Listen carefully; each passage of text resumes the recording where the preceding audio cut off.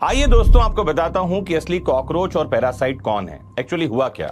Chief justice of India justice Suryakant ने 15 मई 2026 शुक्रवार के दिन दिल्ली हाईकोर्ट द्वारा जो सीनियर एडवोकेट के नॉमिनेशन से जुड़ी एक कंटेम्प्ट पिटीशन की सुनवाई के दौरान कॉकरोच और पैरासाइट वाली विवादित मौखिक टिप्पणी कर दी थी। There are youngsters like cockroaches. They don't get any employment. They don't have any place in profession. Some of them become media. Some of them become social media. Some of them become RTI activists. Some of them become another activists, and they start attacking everybody. And you people file contempt petition because High Court is not taking up the matter of as if there are already parasites in society. You attack you people. You attack the system. सुना होगा कि cockroach जनता party बन गई। कई सारे विद्वान जो है इस मुद्दे पर यह कह रहे हैं कि सड़ी गली व्यवस्था में कॉकरोच जो है वो जन्म लेते हैं और कॉकरोच तो वैसे भी त्याज्य हैं। एक विद्वान ने तो यह भी कहा कि देश में कई तरह के हिट बने हैं कॉकरोच को मारने के लिए। फिर कॉकरोच जो जनता पार्टी बनी है उसके जो फॉलोवर्स हैं वो लगातार बढ़ते चले जा रहे हैं। एक तो गाना भी आ गया एआई से बनाया हुआ, हाँ मैं कॉकरोच हूँ। हाँ मैं हूँ कॉकरोच, मारता नहीं सिस्टम से जलता हूँ रोज, पर जिंदा हूँ फिर भी। ये आवाज एक बेरोजगार की है, एक स्टूडेंट की है, एक आम आदमी। नहीं, देश का युवा कॉकरोच नहीं है। कॉकरोच कौन है आज मैं आपके वीडियो में आपको बता रहा हूँ। और चीफ जस्टिस को ऐसी कोई टिप्पणी करने से पहले सोचना चाहिए, बचना चाहिए कि देश का युवा जिसके कंधों पर देश का भविष्य टिका है, आप उसे कॉकरोच कह रहे हैं। बताता हूं पहले कि मामला क्या था, हुआ क्या है, और फिर बताऊंगा कि कौन है असली कॉकरोच और पैरासाइट। लास्ट तक इस वीडियो से जुड़े रहना है आपको। शुरू करते हैं। कॉकरोच ने पूरे भारत में बवाल मचाकर रख दिया है। यानी cockroach Janata party. Chief justice of India के एक स्टेटमेंट ने इस मुहिम और इस बड़े विवाद को जन्म दिया। Multiple times while scrolling social media in the last मई को अभिजीत दिपके नाम के एक 30 साल के युवा ने इस बयान कॉकरोच जनता पार्टी।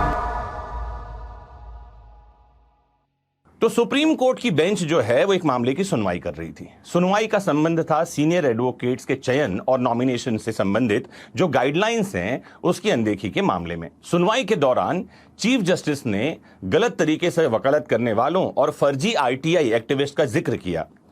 चीफ जस्टिस के शब्द में सुनिए। उन्होंने कहा कि कुछ युवा कॉकरोच जैसे हैं जिन्हें कोई रोजगार नहीं मिलता और न ही पेशे में कोई जगह मिलती है। उनमें कुछ मीडिया में चले जाते हैं, कुछ सोशल मीडिया में चले जाते हैं, कुछ आरटीआई एक्टिविस्ट बन जाते हैं और फिर वे व्यवस्था पर हमला करना शुरू कर देते हैं। सोशल मीडिया पर जब विवाद और विरोध शुरू हुआ तो चीफ जस्टिस ने सफाई दी। 16 मई 2026 को चीफ जस्टिस सूर्यकांत ने इस पर स्पष्टीकरण जारी किया। उन्होंने कहा कि मीडिया ने उनकी टिप्पणी को गलत तरीके से पेश किया है।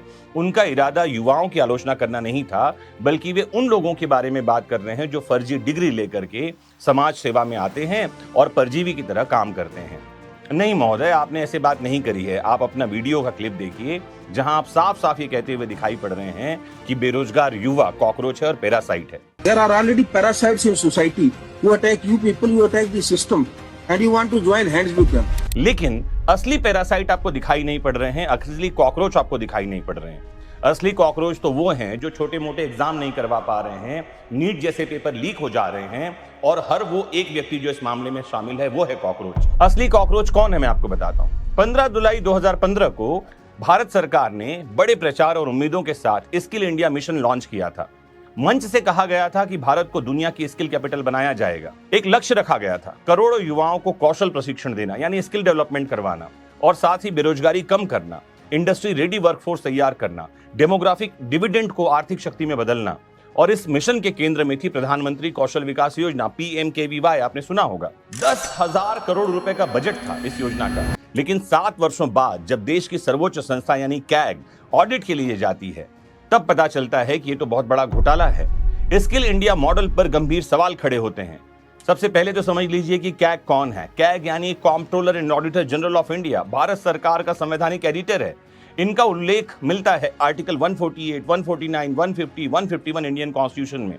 और इनके प्रमुख कार्यों में है गवर्नमेंट एक्सपेंडिचर का ऑडिट करना, सरकारी पैसा कहां गया, कैसे खर्च हुआ इसकी जांच करना, परफॉर्मेंस ऑडिट करना, क्या कोई पॉलिसी अपने उद्देश्य में सफल हुई है, और कंप्लायंस ऑडिट करना, क्या कानून और नियमों का पालन हुआ है, और साथ ही पार्लियामेंट को रिपोर्ट देना।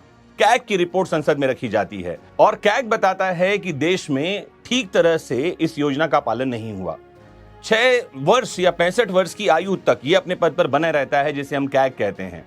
कैग एक स्वतंत्र संस्था मानी जाती है और कैग ने अभी हाल में ही अपना रिपोर्ट दिया जिसे पार्लियामेंट के सामने रखा गया था कि प्रधानमंत्री कौशल विकास योजना, जिसमें कि 95 लाख युवाओं को स्किल ट्रेनिंग दी जाने की बात थी, पता ये चला कि इन युवाओं के 95% से ज्यादा अकाउंट जो हैं वो डिटेल फेक भरे गए हैं।